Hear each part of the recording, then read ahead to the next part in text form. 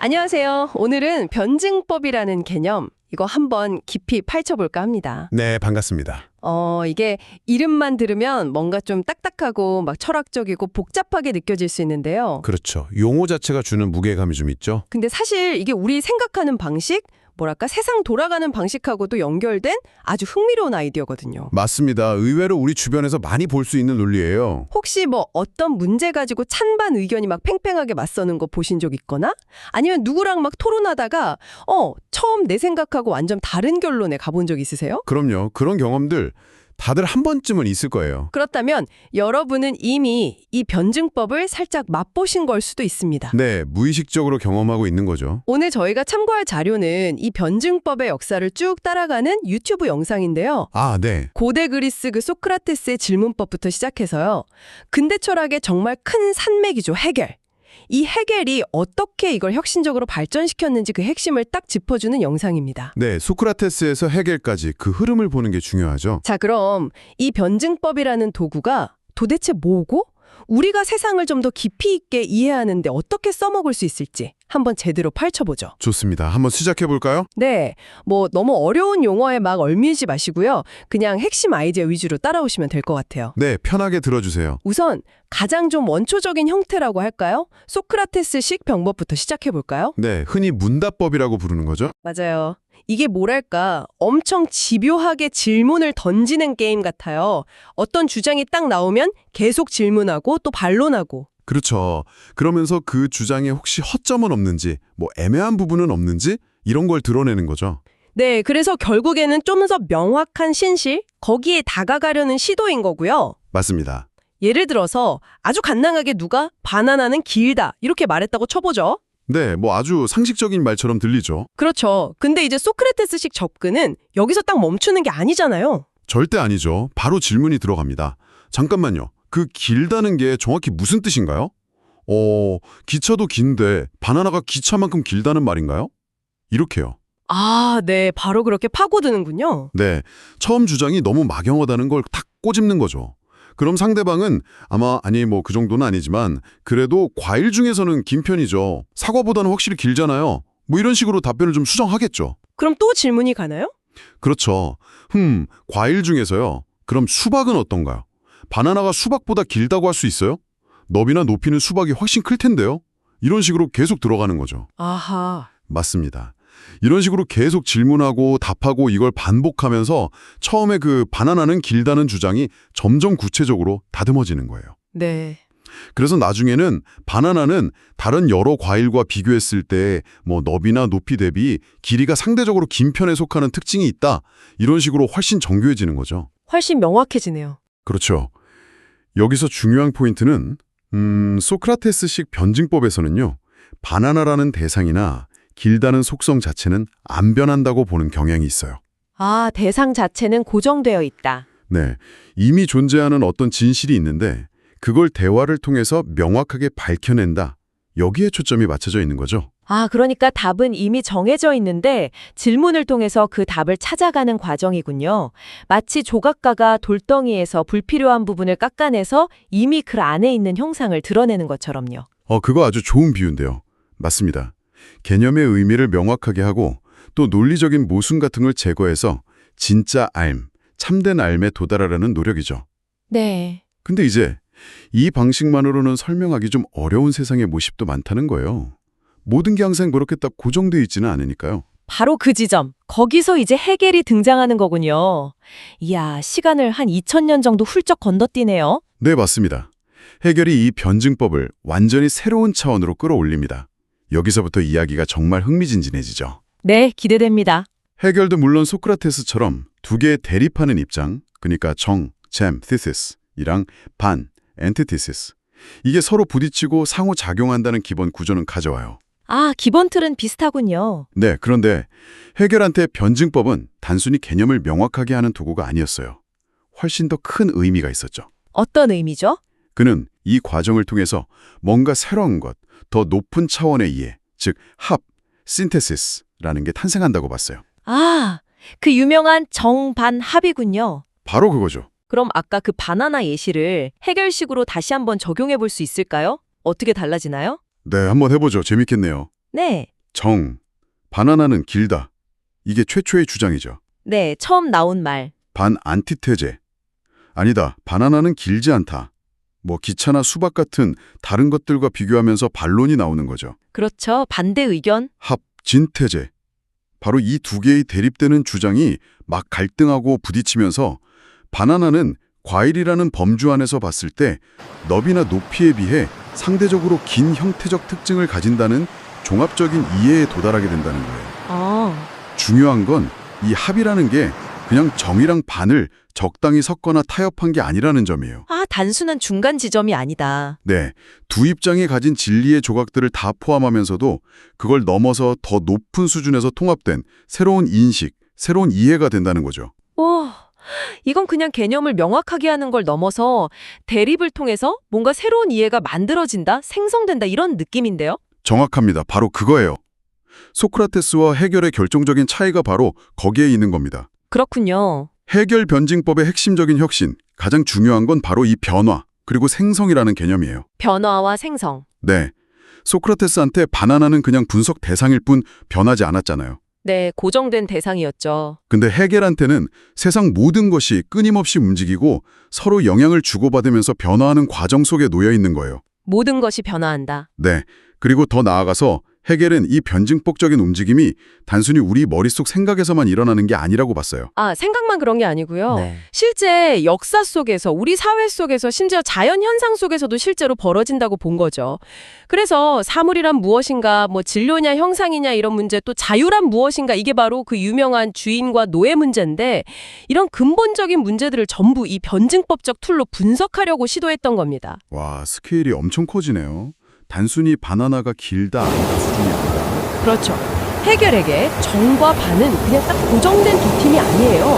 서로 싸우면서 영향을 주고받고 심지어 역할이 뒤바뀌기도 하고요. 네, 그 과정에서 완전히 새로운 합이라는 결과를 낳는 아주 역동적인 관계인 거죠. 우리가 흔히 생각하는 A는 A다. 이런 고정관념, 형식 논리의 기본 법칙을 깨는 거예요. A는 A이면서 동시에 A가 아닐 수도 있다. 이런 모순적인 상황, 그 긴장관계 속에서 변화와 발전이 일어난다. 이렇게 본 거군요. 바로 그겁니다. 기존의 형식 논리로는 설명하기 힘든 현실의 복잡한 움직임, 그 역동성을 포착하려는 대단한 시도였죠. 이런 해겔 변증법의 역동성, 이걸 가장 잘 보여주는 예시가 바로 그 유명한 주인과 노예의 변증법이죠. 네, 맞습니다. 아주 대표적이고 중요한 예시죠. 이 이야기는 진짜 근본적인 질문에서 시작하잖아요. 인간은 어떻게 진짜 자유로워질 수 있는가? 그렇죠. 해겔은 인간한테 아주 강렬한 욕구가 있다고 봤어요. 바로 타인에게 인정받고 싶어하는 욕구요. 인정 욕구요? 네. 근데 문제가 뭐냐면 남한테 인정은 받고 싶어 하면서 정작 자기 자신은 남을 쉽게 인정해 주려고 안 한다는 거예요. 아, 그렇죠. 사람은 다 그렇죠. 여기서 이제 인정을 둘러싼 투쟁, 심지어는 목숨을 건 싸움까지 벌어진다고 봤습니다. 그래서 그 결과 싸움에서 이긴 사람은 타인의 인정을 강제로 빼앗고 주인이 되고 진 사람은 죽음의 공포 앞에서 그냥 살기 위해 상대를 주인으로 인정하고 노예가 된다. 이런 구도인가죠? 네, 그렇게 관계가 설정되는 거죠. 처음에는 이 관계가 아주 명확해 보여요. 주인은 자유롭고 노예는 부자유하죠. 주인은 명령하고 노예는 노동을 통해서 그 명령을 수행하고요. 네, 딱 봐도 그렇죠. 표면적으로는 그래요. 하지만 해겔은 여기서 상황이 그냥 그렇게 고정되는 게 아니라고 봐요. 그 관계 안에 내적인 모순과 역동성이 있어서 변증법적으로 발전하고 심지어 역전될 수도 있다고 봅니다. 역전이요? 주인이 노예가 되고 노예가 주인이 된다고요? 네, 바로 거기서 그 유명한 반전이 시작되는 겁니다. 아까 자료에서 나온 파스타 만드는 예시, 그거 한번 생각해 볼까요? 네네, 그 예시요. 노예가 주인을 위해서 파스타를 만들어요. 노예는 주인이 시키는 대로 주인의 입맛에 맞춰야 하니까 확실히 부자유해 보이죠. 시키는 대로 해야 하니까요. 맞습니다. 분명 그렇죠. 하지만 시선을 한번 돌려서 주인을 한번 보세요. 주인은 명령만 할 뿐이지 자기 스스로 파스타를 만들 능력이 없어요. 아, 그렇죠. 그는 노예의 노동을 통해서만 자기 욕구, 그러니까 파스타를 먹고 싶다는 그 욕구를 충족시킬 수 있는 거예요. 더 근본적으로 파고들면 주인이 주인일 수 있는 것 자체가 노예가 그를 주인으로 인정해주기 때문이에요. 만약에 노예가 없다면 주인이라는 지위 자체가 성립이 안 되는 거죠. 아, 듣고 보니 그러네요. 주인의 자유라는 게 실제로는 노예의 존재, 노예의 노동에 완전히 의존하고 있는 거네요. 되게 불안정한 상태군요. 그렇죠. 역설적으로 들릴 수 있지만 주인은 오히려 노예한테 얽매여 있는 셈이에요. 이야, 역설적이네요, 정말. 바로 그 역설이 핵심입니다. 주인은 직접적인 노동을 통해서 이 세계와 관계를 맺는 경험을 하지 못해요. 그냥 명령만 하니까. 네. 반면에 노예는 어떤가요? 처음에는 물론 강압에 의해서 노동하지만 그 과정에서 밀가루 반죽이라는 자연물, 대상을 다루잖아요. 반죽하고 면 뽑고 소스 만들고 기술을 익히게 돼요. 네, 노동을 통해 배우는 거죠. 즉, 노동을 통해서 대상 세계를 자기 의지대로 변형시키는 힘을 배우고 그러면서 자기 자신의 능력을 자각하게 되는 거죠. 아, 내가 없으면 저 주인은 파스타 못 먹네? 라거나, 이 밀가루 덩어리가 내 손을 거치니까 맛있는 요리가 되네? 뭐 이런 자각 같은 거군요. 바로 그렇습니다. 노예는 노동을 통해서 단순히 주인을 만족시키는 걸 넘어서요. 대상 세계, 그러니까 파스타든 자연이든 거기에 대한 지배력을 획득하게 돼요. 그리고 그 과정에서 자기 자신을 발견하게 되는 거죠. 내 능력, 내 존재의 의미를 깨닫는 거예요. 이게 바로 노동을 통한 자기 의식의 형성입니다. 와, 노동을 통한 자기의식. 반면에 주인은 어떻게 될까요? 점점 더 노예의 노동에 의존하게 되면서 현실적인 능력을 잃어가요.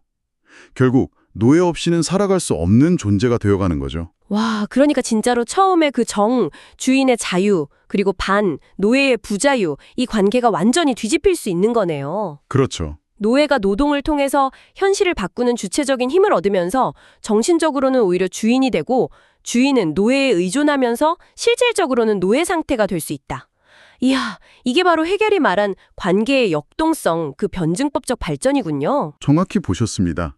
바로 이 주인과 노예의 투쟁, 그리고 상호 의존 관계, 이걸 통해서 해겔은 진정한 자유라는 게 단순히 남한테 명령하거나 편하게 쉬는 그런 상태가 아니라는 걸 보여주는 거예요. 그럼 진정한 자유는 뭔가요? 오히려 노동을 통해서 대상 세계와 관계를 맺고 그것을 변화시키면서 자기 자신의 능력을 실현하는 과정 속에서 얻어지는 것이다. 이렇게 보는 거죠. 이게 바로 대립하는 두 항이 서로 영향을 주고받으면서 더 높은 차원의 이해, 즉 새로운 합으로 나아가는 변증법적 과정의 아주 극적인 예시입니다. 와, 정말 흥미롭습니다. 이게 단순히 흑백 논리가 아니라 서로 반대되는 것들이 어떻게 막 얽혀서 변화하고 또 새로운 의미를 만들어내는 그런 틀이네요. 네, 맞아요. 변증법은 세상을 딱 정지된 사진처럼 보는 게 아니라 끊임없이 움직이는 영상처럼 보게 해주는 거죠. 그리고 모순이나 갈등을 단순히 나쁜 것, 없애야 할 것으로만 보지 않고요. 오히려 변화와 발전의 원동력으로 파악하는 그런 시각을 제공해 줍니다. 네, 오늘 저희는 소크라테스의 명확한 개념 정의를 위한 그 문답법에서 시작해서요. 현실 세계의 복잡한 변화와 발전을 설명하려고 했던 해결의 역동적인 변증법까지 함께 탐험해 봤습니다.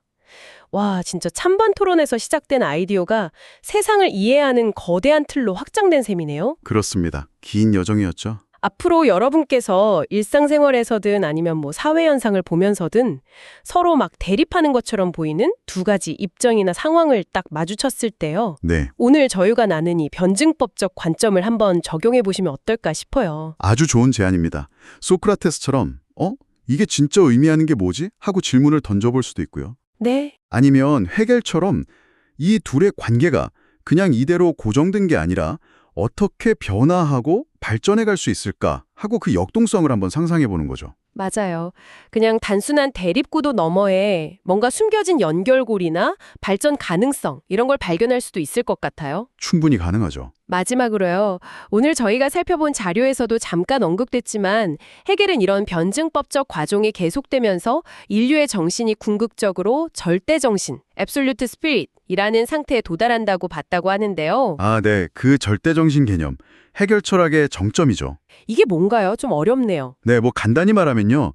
모든 대립과 모순이 지향되고 이 지향이라는 게 그냥 없애는 게 아니라 더 높은 단계에서 보존하면서 극복하는 거거든요. 아, 보존하면서 극복한다? 네, 그렇게 해서 이성이 세계와 완전히 하나가 되고 스스로를 완벽하게 인식하는 그런 최종적인 상태, 해결 철학의 궁극적인 목표점 같은 개념이라고 보시면 됩니다. 그렇군요. 끊임없는 정반 합의 과정을 통해서 도달하게 될 그 완전한 자기 인식의 상태.